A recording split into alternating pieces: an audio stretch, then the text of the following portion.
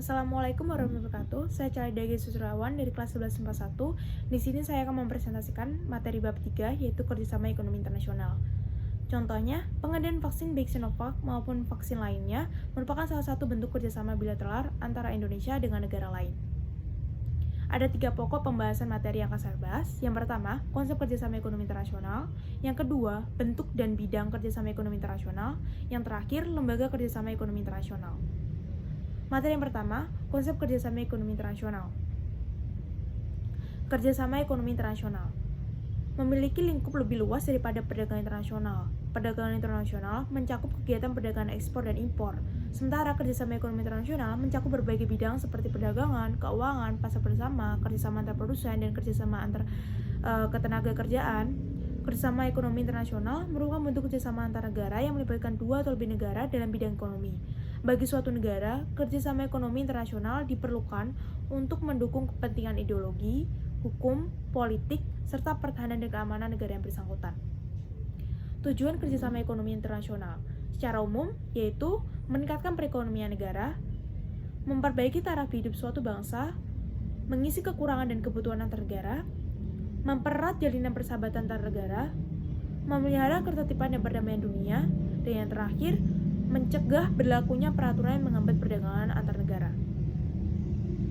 Sementara, kerjasama antara Indonesia dan negara di kawasan Asia Tenggara dalam bidang ekonomi merupakan contoh kerjasama regional, yaitu kerjasama negara-negara di kawasan tertentu yang bersangkutan, contohnya ASEAN.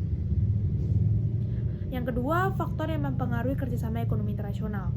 Yang pertama, letak geografis. Negara yang berada di kawasan Asia Tenggara akan membentuk kerjasama untuk memenuhi kebutuhan negaranya. Contoh kerjasama ekonomi di Asia Tenggara adalah ASEAN, AFTA, MEA. Kerjasama ini bertujuan untuk memenuhi kebutuhan penduduk negara-negara anggota ASEAN. Kesamaan latar belakang, rumpun, dan kebudayaan antar negara mendorong terjalinnya kerjasama ekonomi internasional. Yang kedua, tuntutan era globalisasi. Globalisasi menyebabkan dunia seolah tanpa sekat. Masyarakat dunia saling terkoneksi sehingga batas negara seolah-olah pudar. Kondisi ini mendorong terjadinya hubungan ekonomi antar negara yang ditandai dengan pertukaran ilmu pengetahuan, faktor produksi, dan hasil produksi. Bahkan, pesatnya arus globalisasi memungkinkan terjadinya pertukaran budaya antar negara.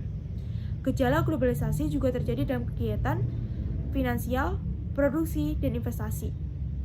Mengapa perkembangan zaman selalu diikuti oleh globalisasi? Adanya arus globalisasi memungkinkan negara berkembang bekerja sama dengan negara maju.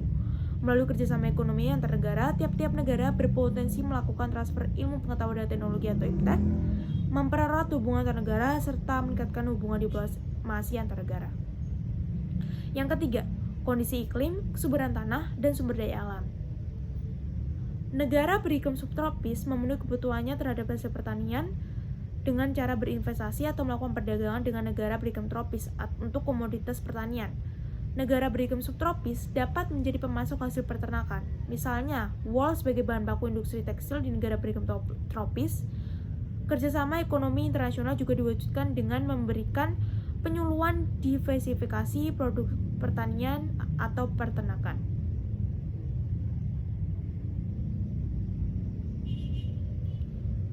Yang keempat, keinginan memperoleh dukungan dari negara lain. Setiap negara berusaha mengatur kepentingan dalam negerinya tanpa campur tangan negara lain. Berkaitan dengan hal ini, beberapa negara bekerja sama untuk memperoleh dukungan dari negara lain.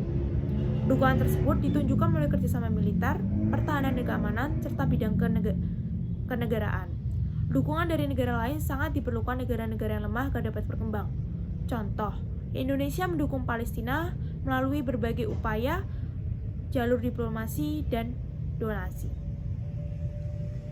Yang kelima, sistem ekonomi.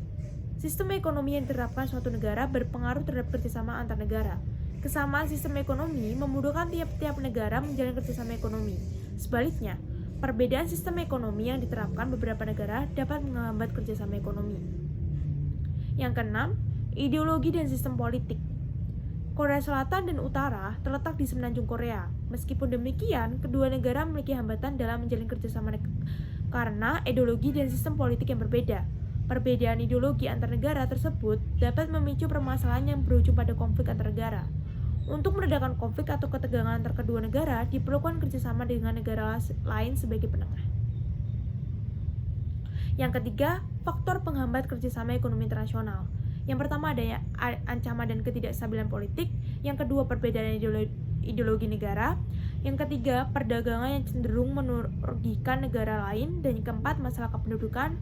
Yang terakhir, sulit mengadaptasi teknologi modern. Manfaat kerjasama ekonomi internasional. 1.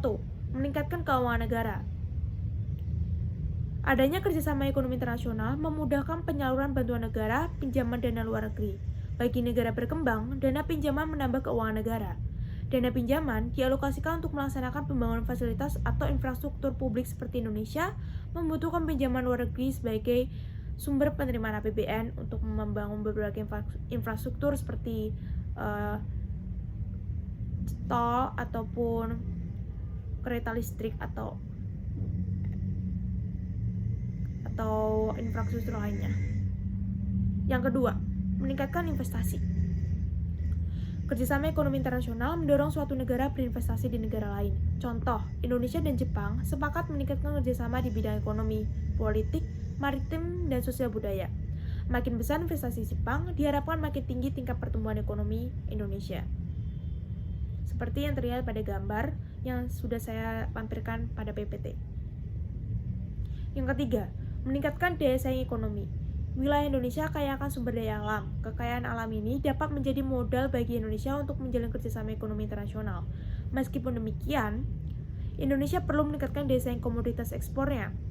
Peningkatan daya saing komoditas ekspor diharapkan mampu meningkatkan keuntungan dari kerjasama ekonomi internasional. Artinya, Indonesia perlu mengolah bahan mentah menjadi barang jadi berkualitas ekspor. Dengan komoditas berkualitas, Indonesia dapat meningkatkan daya saing ekonomi. Contoh produk ekspor Indonesia adalah kakao. Yang keempat, menambah devisa negara. Kegiatan ekspor-impor mempengaruhi terhadap cadangan devisa negara. Makin besar kinerja ekspor, cadangan devisa suatu negara akan bertambah. Dampaknya, neraca perdagangan internasional akan mengalami kenaikan. Bisa jadi neraca perdagangan akan mengalami surplus, diperoleh dari nilai ekspor yang lebih besar dibandingkan nilai impor. Dan yang kelima, memperkuat posisi perdagangan. Kerjasama ekonomi internasional tidak bisa lepas dari kegiatan perdagangan antar negara.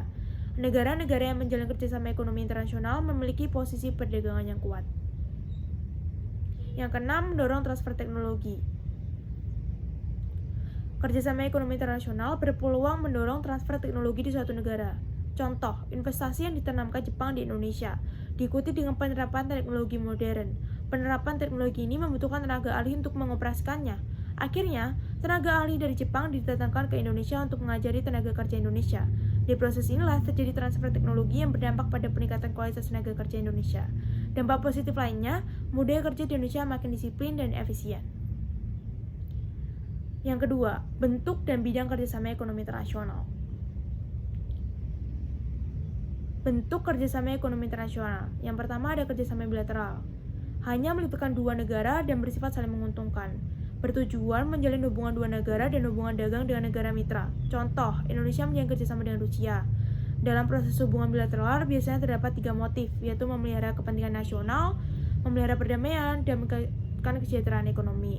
Contohnya, Indonesia sepakat kerjasama militer dengan Rusia, merupakan contoh kerjasama bilateral.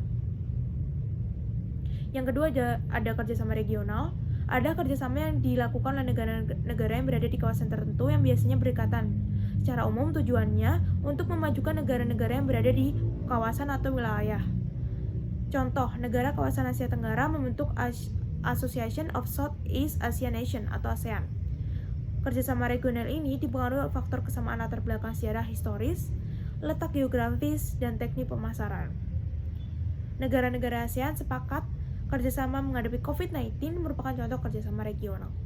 Yang ketiga, ada kerjasama subregional. Merupakan bentuk kerjasama beberapa negara di subkawasan yang letaknya berdekatan secara geografis. Contoh kerjasamanya yaitu Brunei, Indonesia, Malaysia, Filipina, East Asian Growth Area, BMP-EAGA, dan Indonesia, Malaysia, Thailand, Growth Triangle, EMTGT. Contoh lainnya, Benelux, kerjasama yang dibentuk Belgia, Nederland atau Belanda, dan Luxembourg di kawasan Eropa bagian barat. Yang keempat, kerjasama antarregional. Melibatkan beberapa negara dalam satu kawasan dengan negara-negara di kawasan berbeda. Contohnya, kerjasama negara-negara ASEAN dan negara mitra dagang ASEAN atau EVP, meliputi Australia, Tiongkok, India, Jepang, Korea Selatan, dan New Zealand. Contoh lainnya, kerjasama negara ASEAN dengan negara-negara Uni Eropa. Yang keempat, kerjasama multilateral. Seolah-olah tidak ada batas ruang dan waktu, melibatkan banyak negara tanpa memandang batasan wilayah tertentu. Contoh kerjasama ini adalah World Trade Organization atau WTO yang diikuti hampir seluruh negara di dunia. Bidang kerjasama ekonomi internasional. A. Kerjasama perdagangan. Merupakan forum kerjasama antar negara yang berkaitan dengan kegiatan perdagangan. Negara yang terlibat dalam kerjasama ini memiliki kesepakatan untuk memajukan atau memperlancar kegiatan perdagangan antar negara. Negara tersebut juga berusaha menghilangkan faktor yang menghambat perdagangan antar negara. Dengan kerjasama ini, penduduk di negara anggota dapat mengonsumsi produk impor tanpa harus pergi ke luar negeri. Yang B. Kerjasama produsen. Merupakan forum kerjasama antara negara produsen atau penghasil produk tertentu. Dibentuk untuk menentukan kebijakan terkait tingkat harga dan jumlah produk yang dihasilkan.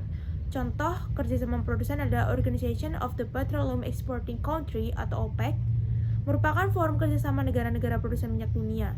Contoh lainnya, Association of Natural Rubber Producing Country (INRPC) atau Asosiasi Negara Produsen Karet Alam, bertujuan memperjuangkan rendahnya harga karet alam dunia. Yang C. Kerjasama keuangan. Dibentuk untuk memberikan bantuan keuangan kepada negara-negara anggota. Diperlukan oleh negara anggota untuk pembangunan, perdagangan, ataupun pembayaran utang. Contoh kerjasama keuangan antara lain Asian Development Bank atau ADB, Islamic Development Bank atau ISDB, dan International Monetary Fund atau IMF. Yang D. Kerjasama pasar bersama. Dilakukan untuk menciptakan perdagangan bebas antar negara tanpa hambatan kebijakan perdagangan yang bersifat merugikan. Melalui kerjasama pasar bersama, negara-negara anggota bebas memindahkan faktor dan hasil produksi dari suatu negara ke negara lain. Contoh, antara lain ASEAN Free Trade Area atau AFTA dan ASEAN Economic Community atau AEC di kawasan Asia Tenggara. Contoh lainnya, North American Free Trade Agreement atau NAFTA merupakan pasar bersama di kawasan Amerika Utara. E. Kerjasama ketenagakerjaan. Banyak tenaga kerja asing yang bekerja di Indonesia. Sebaliknya, banyak tenaga kerja Indonesia atau TKI yang bekerja di beberapa negara. Pertukaran tenaga kerja ini tidak lepas dari kerjasama antar negara di bidang ketenagakerjaan. Kerjasama ini hendaknya memberikan jaminan dan perlindungan terhadap tenaga kerja terkait hak dan kewajibannya. Contoh kerjasama ketenagakerjaan antara lain yaitu International Labour Organization atau ILO. Materi yang ketiga, Lembaga Kerjasama Ekonomi Internasional. Lembaga atau Badan Kerjasama Ekonomi Regional. A. ASEAN.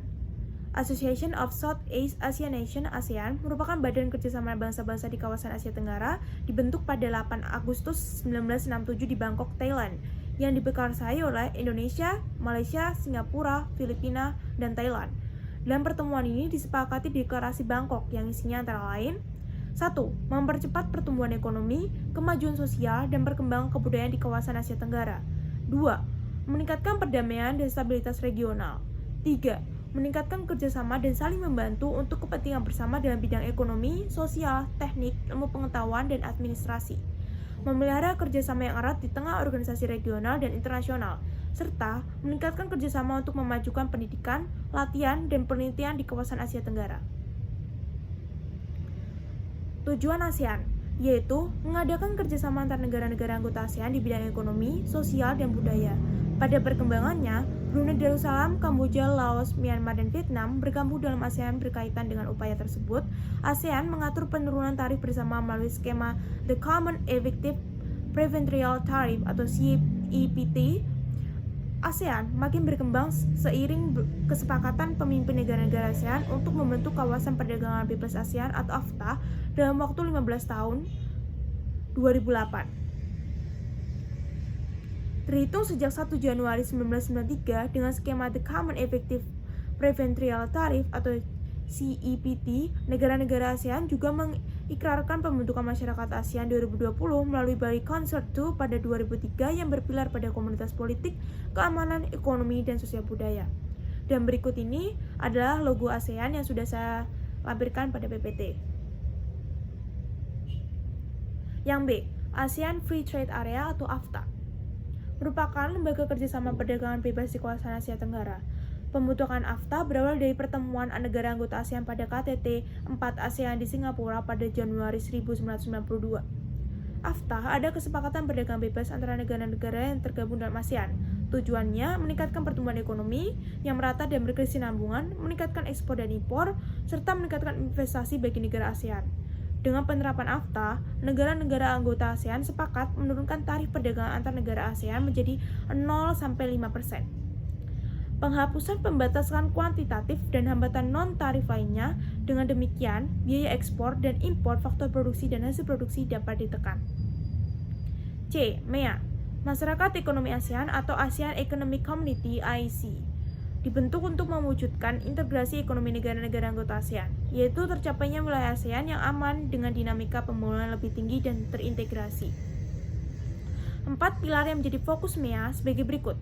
1. MEA sebagai pasar tunggal di Asia Tenggara yang berfungsi sebagai kawasan kesatuan pasar dan basis produksi. 2. MEA membentuk kawasan ekonomi yang berdaya saing tinggi dengan kebijakan perlindungan konsumen dan perjanjian untuk menciptakan kondisi ekonomi yang adil. 3. MEA menumbuhkan usaha mikro kecil dan menengah UMKM yang berdaya saing tinggi serta didukung kemudahan memperoleh modal. 4. MEA terintegrasi dengan perekonomian global yang memiliki jangkauan pasar lebih luas. D. ADB, ASEAN Development Bank atau ADB dibentuk negara-negara Asia untuk memfasilitasi perkembangan sosial dan ekonomi di kawasan Asia. ADB dibentuk pada 22 Agustus 1966 yang bertujuan memberi bantuan kepada negara-negara Asia yang sedang melaksanakan pembangunan. ADB memiliki fungsi antara lain: 1. Memberi pinjaman dan modal untuk kemajuan ekonomi dan sosial. 2. Memberi bantuan teknik dan jasa konsultasi pembangunan. 3. Mendorong investasi swasta asing dan pembangunan, serta yang terakhir menanggapi permintaan bantuan dari negara anggota. E. APEC, Asia Pacific Economic Cooperation, merupakan forum kerjasama negara-negara di kawasan Asia Pasifik. APEC dibentuk pada November 1989 di Canberra, Australia. F. Uni Eropa atau European Union atau EU merupakan lembaga kerjasama ekonomi dan sosial negara-negara di Eropa. Uni Eropa merupakan blok regional paling terintegrasi, beroperasi sebagai pasar tunggal dengan mata uang bersama euro. Pembentukan Uni Eropa diawali adanya kesepakatan Traktat Roma pada 1957 di Roma, Italia. Tujuan dibentuknya Uni Eropa antara lain menghilangkan hambatan perdagangan bebas, memajukan kehidupan ekonomi dan sosial masyarakat Eropa, memobilisasi potensi ekonomi, menyatukan perekonomian di wilayah pemasaran bersama, serta meningkatkan daya saing negara-negara anggota Uni Eropa terhadap perekonomian internasional. G. SARS, South Association for Regional Cooperation atau SARS merupakan forum kerjasama negara-negara di kawasan Asia Selatan. Dibentuk pada 8 Desember 1985 yang diperkasai negara Bangladesh, Bhutan, India, Maldives, Nepal, Pakistan, dan Sri Lanka. SARS bertujuan mendorong pertumbuhan ekonomi negara-negara di kawasan Asia Selatan. Pada pelaksanaan KTT ke-8 SARS di New Delhi, India, negara-negara anggota menyepakati pembentukan South Asia Preference Trade Agreement atau SAPTA. Kesepakatan ini menjadi dasar pembentukan kawasan perdagangan bebas Asia Selatan atau South Asia Free Trade Area (SAFTA). Lembaga atau Badan Kerjasama Ekonomi Internasional. Yang pertama ada Bank Dunia atau World Bank, merupakan badan khusus PBB di bawah naungan Economic and Social Council (ECOSOC). Tujuan pembentukan Bank Dunia yang pertama, membantu rekonstruksi dan pembangunan negara anggota melalui fasilitas investasi produktif. Yang kedua, memberikan pinjaman investasi swasta. Yang ketiga, mendorong perkembangan jangka panjang dalam perdagangan antar negara. Yang keempat, mempengaruhi investasi internasional serta menyusun pinjaman yang dijamin terkait pinjaman internasional melalui sumber lain.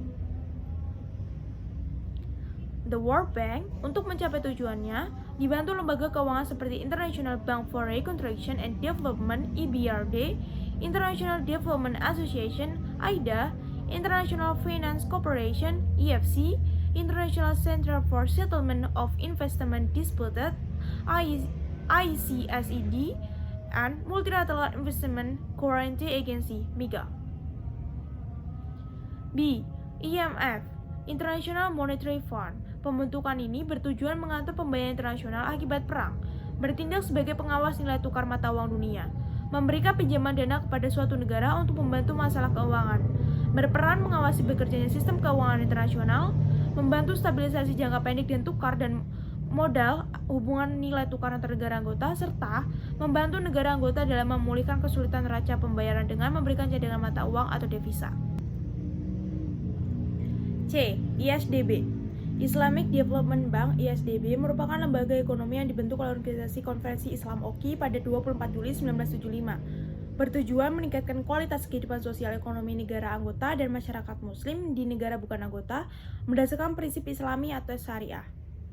D. UNIDO, United Nations Industrial Development Organization. Pada 24 Juli 1967 dibentuk badan dunia yang menangani masalah pembangunan industri di negara berkembang, yaitu United Nations Industrial Development Organization (UNIDO).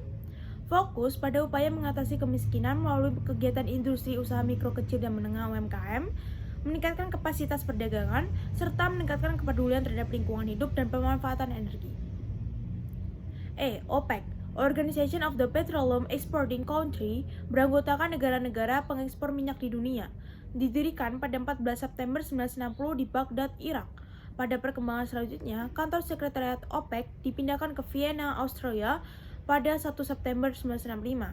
OPEC memiliki tujuan mengatur produksi dan pemasaran minyak untuk menghindari persaingan usaha tidak sehat, memelihara kestabilan harga minyak mentah dalam upaya menstabilkan lingkungan geopolitik, serta menginvestasikan produksi minyak dalam rangka memenuhi kebutuhan dunia.